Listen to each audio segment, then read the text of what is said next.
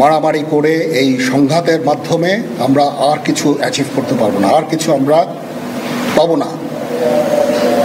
সুতরাং দয়া করে আপনারা সমস্ত ধ্বংসযজ্ঞ, সমস্ত অরাজকতা, সমস্ত সংঘর্ষ থেকে বিরত হন এবং ইনশাআল্লাহ আমরা সবাই মিলে একটা সুন্দর ভবিষ্যতের দিকে আমরা অগ্রসর হব। প্রতিটা হত্যার বিচার করা হবে, প্রতিটা অন্যায়ের বিচার হবে।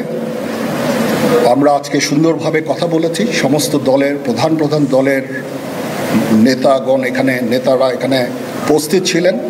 আমি ওনাদের ইনভাইট করেছিলাম এখানে, ওনারা ভেরি নাইস অফ দেম যে ওনারা এসেছেন অ্যান্ড আমরা একটা সুন্দর আলোচনা করেছি এবং এই আলোচনাটা ফলপ্রসূ হবে বলে আমি মনে করছি এবং আমরা একটা সুন্দর একটা ইন্টারিম গভর্নমেন্ট ফর্ম করে আমরা দেশ পরিচালনা করব। মাননীয় প্রধানমন্ত্রী পদত্যাগ করেছেন এবং এখন একটা ইন্টারিম গভর্নমেন্ট ফর্ম করে আমরা আমাদের কার্যক্রম পরিচালনা করব। আপনারা একটু ধৈর্য ধরেন, আমাদের কিছু সময় দেন, ইনশাআল্লাহ আমরা সবাই মিলে সমস্ত সমস্যার সমাধান করতে সক্ষম হব। আপনারা আর এই সংঘাতের পথে যাবেন না এবং শান্তি শৃঙ্খলার পথে ফেরত চলে আসেন।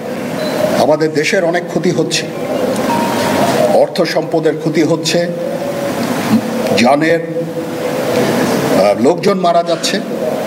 তো এগুলো থেকে আপনারা বিরত হন এবং আমাদের সাহায্য করেন। আমি সমস্ত দায়িত্ব নিচ্ছি, আপনারা আমাকে সাহায্য করেন।